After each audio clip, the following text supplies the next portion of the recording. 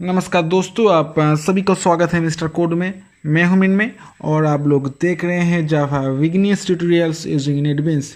तो आज के वीडियो में हम एरे को कंटिन्यू करने वाले हैं, तो आइए देखते हैं।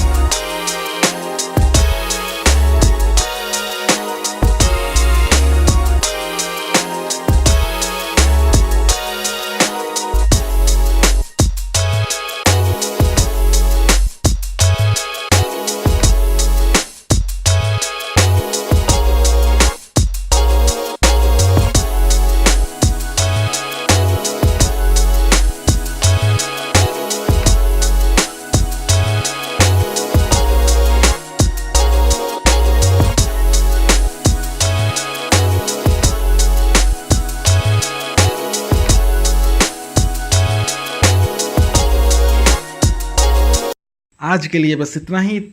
अगर आप लोगों को वीडियो पसंद आया है तो लाइक कीजिए, शेयर कीजिए और सब्सक्राइब कीजिए।